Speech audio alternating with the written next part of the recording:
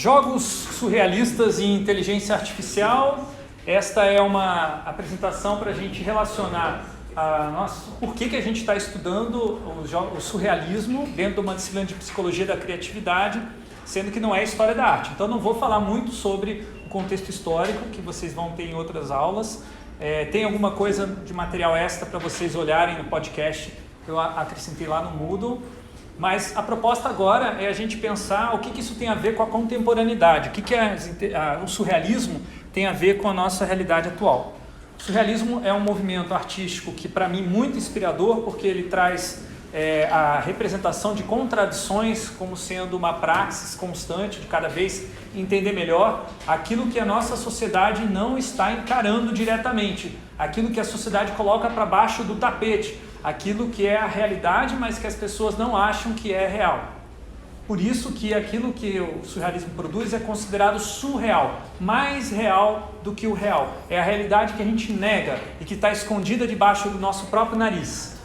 Então essa imagem do René Magritte, eu acho que é a melhor síntese do movimento surrealista, porque ela diz o seguinte: isto não é um cachimbo.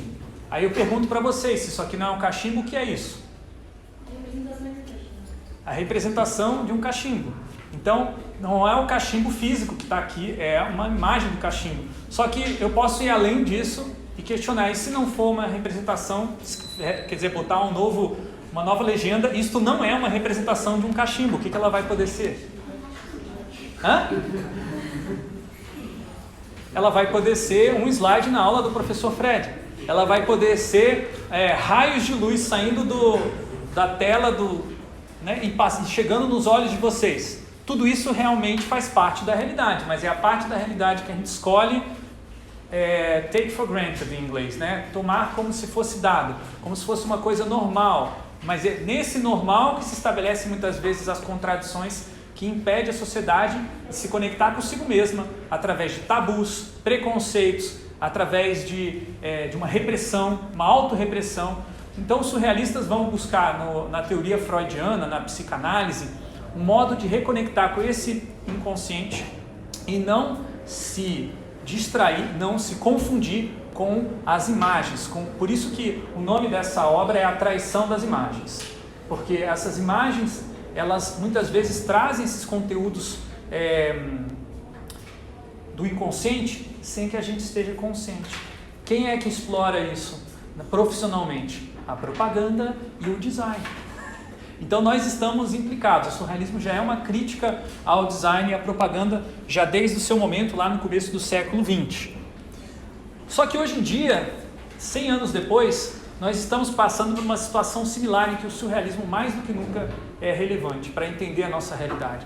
Porque nós hoje temos inteligências artificiais como Midjourney que conseguem gerar uma imagem como essa usando um prompt, um comando de textual igual o título que está escrito dentro da imagem, Ceci n'est pas une pipe, do René Magritte, e olha só como a imagem que e não é Google, não é que nem o Google. Se você digitar no Google Ceci n'est pas une pipe, você vai ver exatamente 10 fotos daquela mesma arte original do René Magritte. Aqui não, a inteligência artificial Midjourney gerou essa imagem e ela gerou só para mim.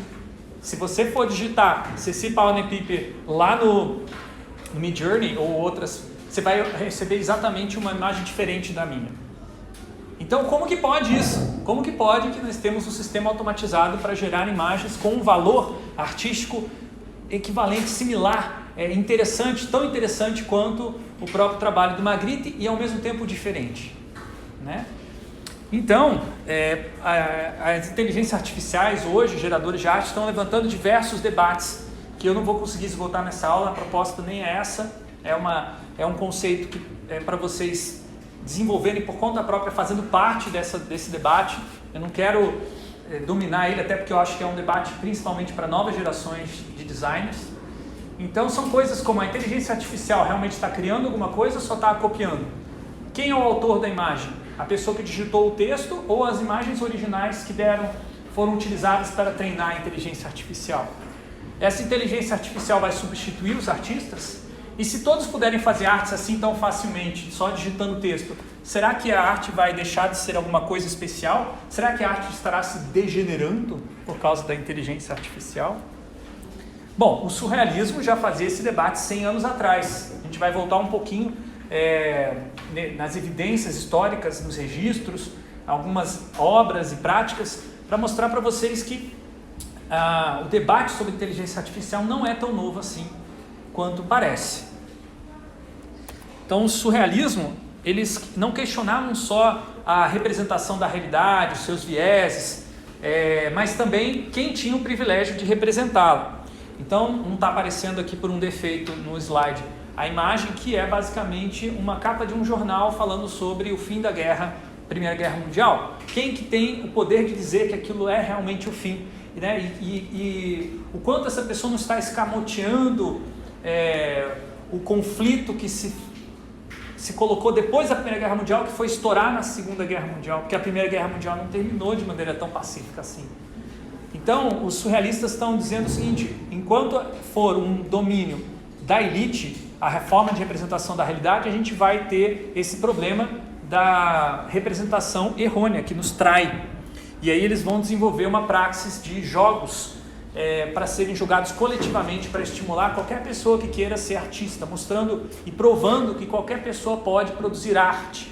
Então, e eles faziam isso criando meios para que o inconsciente colocasse para fora, se expressasse através do consciente.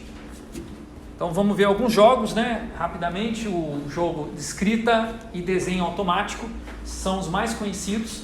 Basicamente você se solta na hora de escrever e vai escrevendo o fluxo de pensamento, sem pensar em pontuação, sem pensar em argumentos, sem pensar em objetivos. Tudo aquilo que você está pensando você vai botando no texto.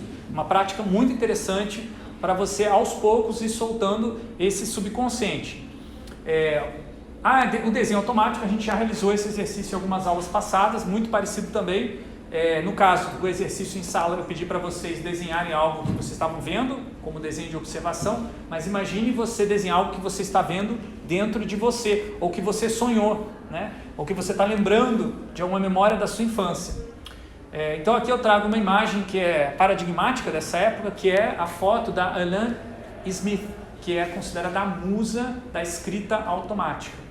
Aí já nessa época, no surrealismo, as mulheres já eram associadas às máquinas, né? Já tinha uma associação entre inteligência artificial, né? Poderia ser considerada uma precursora da inteligência artificial, e as máquinas. Por isso que até hoje nós vemos na maior parte dos filmes de ficção científica e mesmo nos assistentes virtuais por voz, você vai ver a escolha da figura feminina para representar. Por quê? Porque a mulher, naquela época, e até hoje ainda, ela é considerada um corpo inferior ao do homem, e ela deve ser submissa e atender aos requisitos, às necessidades, os pedidos para produzir obra de arte, para limpar a casa, para ganhar dinheiro, para suprir a carência das pessoas na família. Então isso também se reproduz, esse machismo, esse sexismo também se reproduz na arte, no surrealismo, e ainda se reproduz na inteligência artificial.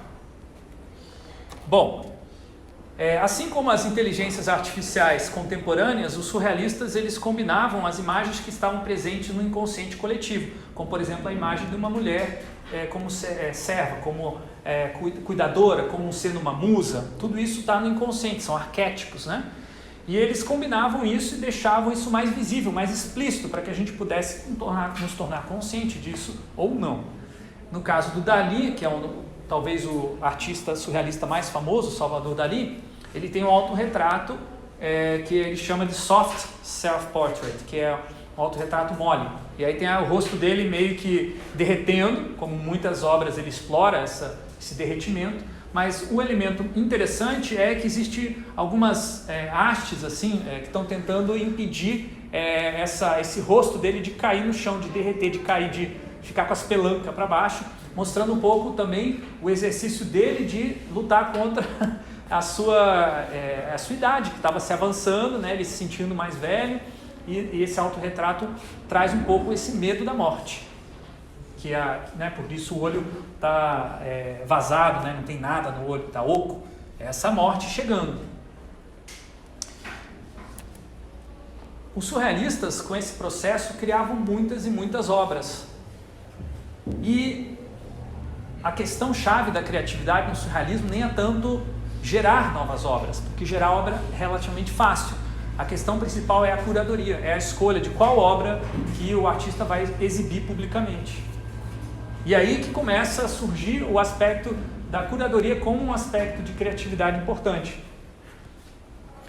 Em vez de negar a racionalidade instrumental que tinha gerado a Primeira Guerra Mundial e toda aquela destruição em massa, estava destruindo com a rotina pacata das cidades europeias, os surrealistas eles resolvem usar essa racionalidade contra a própria racionalidade. Enquanto os dadaístas vão dizer, sejamos irracionais, não vamos usar razão nenhuma e vamos criar tudo meio que aleatório, os surrealistas vão falar, nós vamos usar a razão do inconsciente, essa razão que a gente quer negar que existe. Essa razão que é a razão do coração, por exemplo, né? Todo coração tem as suas razões. É isso que o surrealismo está fazendo. Se a gente hoje em dia for nos inspirar nos surrealistas, em vez de negar a inteligência artificial contemporânea e dizer que é tosco, é ruim, é podre, o negócio é trabalho manual, eu vou continuar desenvolvendo meu trabalho manual aqui, isso vai ser valorizado, eu acho que isso é a mesma coisa que os dadaístas fizeram lá atrás, e os dadaístas não tiveram a mesma longevidade e influência que os surrealistas. Tá? Eu acho que é muito mais interessante seguir na linha de entender como funciona a inteligência artificial e sim usar ela contra os seus próprios vieses. Uma das inteligências artificiais geradoras de imagens mais famosa, mais utilizada atualmente, se chama, não é por acaso, DALL-E. E DALL-E é a mistura do nome do Salvador Dalí e do robozinho Wall-E, que é protagonista de um filme muito bacana. Então, por que eles chamaram de DALL-E essa ferramenta? Não é por acaso, é porque o processo de geração de imagens do DALL-E é parecido com o processo de criação em jogos surrealistas. É extremamente complexo esse algoritmo. Eu vou dar uma visão bem geral usando uma metáfora aqui para vocês. Imagine que cada imagem é decomposta como se fosse virando um pó. Tá? Imagine que cada imagem que você treinou a inteligência artificial, você pega lá 1 milhão de imagens e você transforma em pó cada uma delas. Aí alguém digitou casa e carro, você vai pegar o pozinho da casa, o pozinho do carro e você vai jogar dentro de um copo de água. Tá? E aí você vai misturar esses pozinhos. Isso se chama difusão. Tá? Difusão é você difundir o pozinho numa imagem. Então imagine que ali você tem os ingredientes para gerar uma imagem. O pulo do gato dessa inteligência artificial, e que eu não vou conseguir explicar isso bem, é que ela consegue reconstruir a imagem a partir do pozinho, ou seja, desfazer aquela difusão. Imagine que ela conseguiria retroceder até aquela imagem original, usando o pó. Só que no meio do caminho, um pó misturou com outro pó. O que acontece? A imagem que vai ser reconstituída não é mais as imagens originais, senão que uma mistura das duas. E uma mistura que faz todo sentido, porque ela é uma mistura semântica.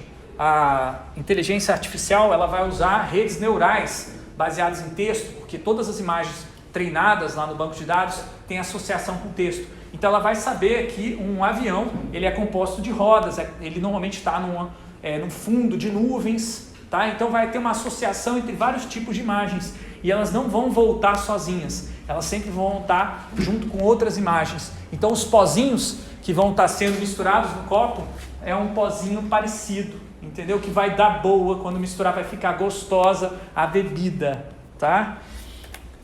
Essa ferramenta de rede neural baseada em texto é o que está por trás de uma outra inteligência artificial, essa até mais famosa que o DALL-E, que é o ChatGPT, ou ChatGPT em inglês, que é uma ferramenta que é impressionante o que ela consegue fazer em termos de manter um bate-papo. E eu tive uma conversa com ela para preparar essa aula, claro, né? Ela me ajudou a preparar essa aula. E, na verdade, na próxima aula eu vou transferir as responsabilidades para dar aula para o ChatGPT, porque eu acho que eu me tornei obsoleto aqui. Então, bye bye para vocês, estou indo embora. Não, estou brincando. Eu acho muito interessante, o próprio ChatGPT vai recomendar isso, que ao invés de a gente pensar nessas inteligências como substituindo, pensar nelas como empoderando, nos tornando capazes de fazer mais coisas em menos tempo.